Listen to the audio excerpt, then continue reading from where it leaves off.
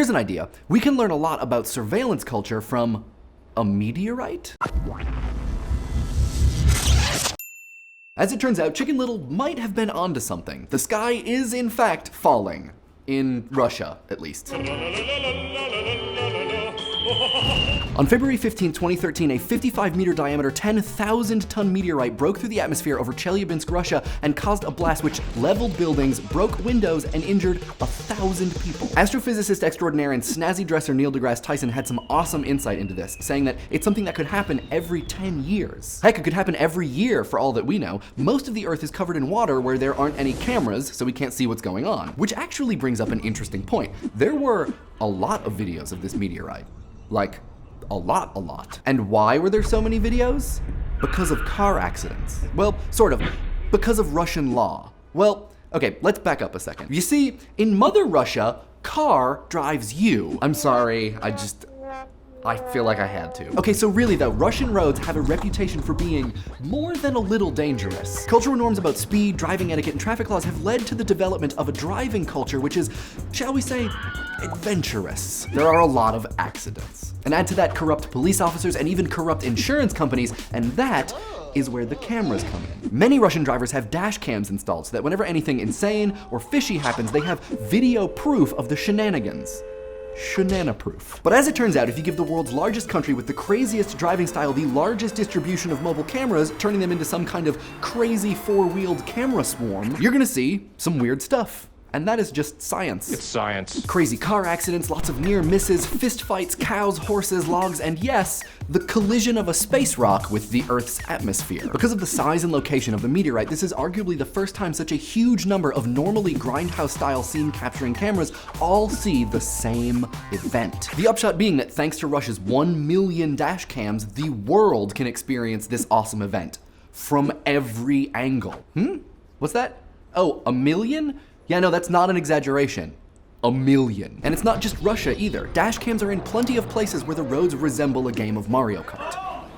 In these places, there is a kind of widespread citizen surveillance culture. Now, normally when we think of surveillance, we think of guys in dark suits in a van that reads "Flowers by Irene." And traffic cameras, and license plate readers, and London's hugely controversial CCTV expansion, and unmanned drones. Not to mention huge-scale data mining and all that other fun stuff, but we're gonna stick to lenses. For now. Up until pretty recently, surveillance was almost exclusively something that happened to you, enacted by Big Brother as a kind of control or intimidation. But now surveillance is dash cams and iPhones and GoPros on cars, at political events, and in situations where legality is fluid. Stop recording me. We went from Jeremy Bentham's Panopticon, a structure where a central authority could view all of the residents of a building without being seen, to a kind of Panopticon, people watching people. Now, I'm not gonna suggest that we should fear a future where cameras are everywhere and nothing we do is private. Though, maybe we should. I'm just saying that as active recording has become a larger part of our culture, like taking pictures and making movies, so has passive recording. And while watching this giant piece of rock explode in the sky over Russia from every angle, it's hard to not feel some kind of connectedness. Here we are in these cars with these people on their way to work, experiencing this amazing event. But the spirit of that connectedness, that unity through a series or collection of images, isn't just amazing footage of this event, is it? It's also privacy and the police and car accidents and the growing footprint of technology and a constantly increasing number of lenses. I'm not saying it's a good thing or a bad thing, just that it is definitely a thing. What do you guys think of a world where there are cameras everywhere? And are we in it right now? Let us know in the comments. And if you're in Russia, don't worry about it because we subscribe you. I'm very sorry. I'm really disappointed we didn't get any comments by Messenger Pigeon. Let's see what you guys had to say about online and offline. First of all, welcome to the Hogetown AV Club, glad to have you. They say that we need to not make a distinction between what is online and offline, but rather what is internet and not internet. Things which are not internet, public toilets, navel oranges, Congress.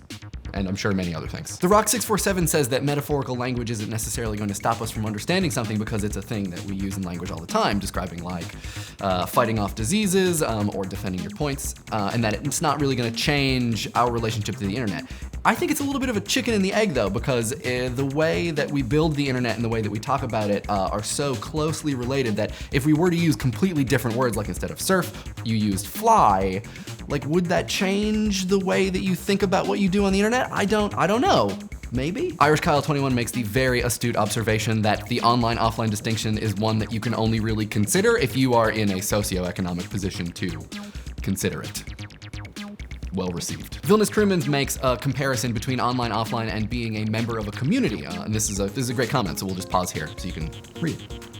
Brett Carroll makes the case that people definitely behave differently online from the way that they do offline, and gives 4chan as an example. When talking about this phenomenon, a lot of people act like a person will have like two completely different personalities, like they're two different people. They behave one way online and a completely different way offline. When really it's kind of more like the way that you behave at your grandmother's house versus the way that you behave at the strip club. Like you're the same person, there's just situational differences that determine the way that you behave. To P. Bradley Robb, this is a pain I know well, because I am old.